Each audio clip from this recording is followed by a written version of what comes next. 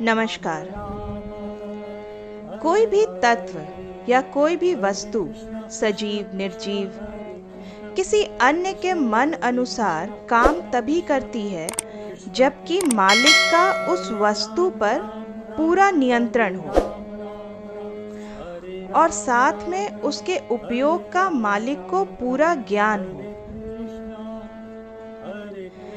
इसी तरह महाराज जी का भी प्रकृति पर पूरा नियंत्रण है।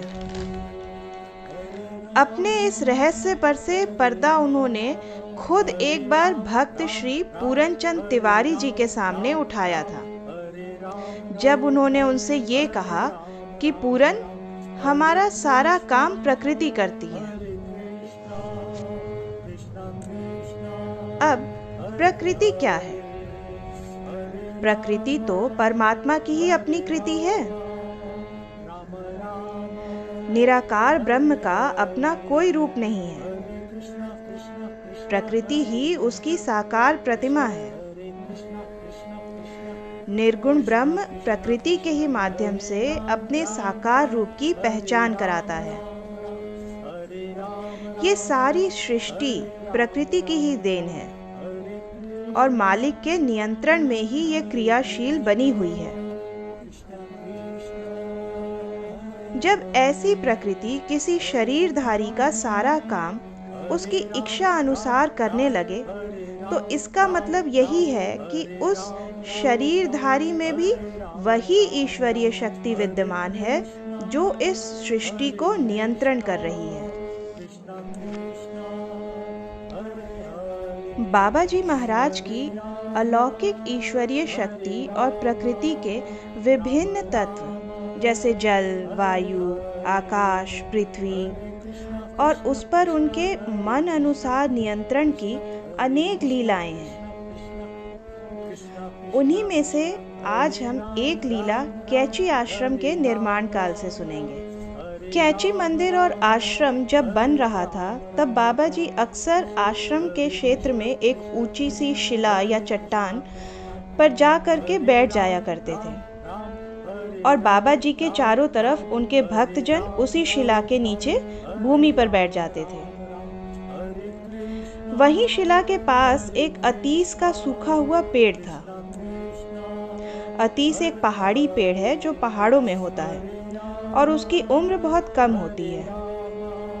तो शिला के पास जो अतीस का पेड़ था, वो भी अपनी उम्र पूरी कर चुका था और अब बिल्कुल सूख चुका था।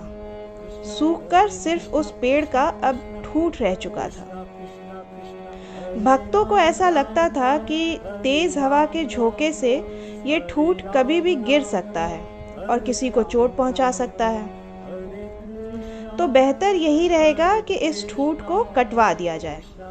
ये सब बातें अभी हो ही रही थीं कि बाबा जी बोल उठे, अरे नहीं, इसकी जड़ में जल चढ़ाओ, ये फिर हरा हो जाएगा।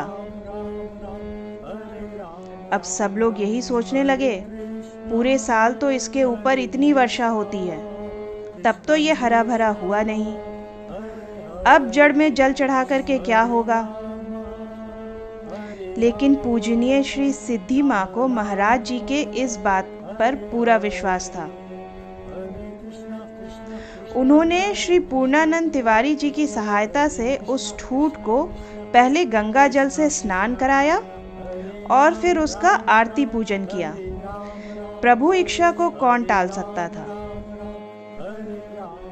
कुछ ही दिनों में अतीस के उस पेड़ से शाखाएं फूटने लगी, हरे हरे पत्ते आने लगे और बढ़ते बढ़ते ये पेड़ फिर से शाखाओं और पत्तियों से भरपूर हो गया। ये वृक्ष आज भी अपने जीवनदाता के शिला आसन के ऊपर लहराता हुआ अपनी कृतज्ञता व्यक्त करता है।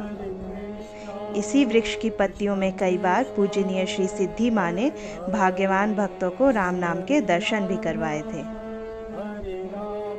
कितना भाग्यवान है वो वृक्ष जिस पर प्रभु की कृपा बरसी, जो प्रभु की नज़र में आया और अपना जीवन पूरा कर लेने के बाद भी प्रभु से दोबारा जीवन पाकर कृतज्ञ हो गया। देखा जाए तो उस वृक्ष का भी कुछ पुण्य रहा होगा, क्योंकि वृक्ष भी किसी संत से कम नहीं होते। एक ही जगह खड़े रहकर वो प्राणी मात्र की सेवा ही करते हैं। फल, फूल, छाया, ऑक्सीजन।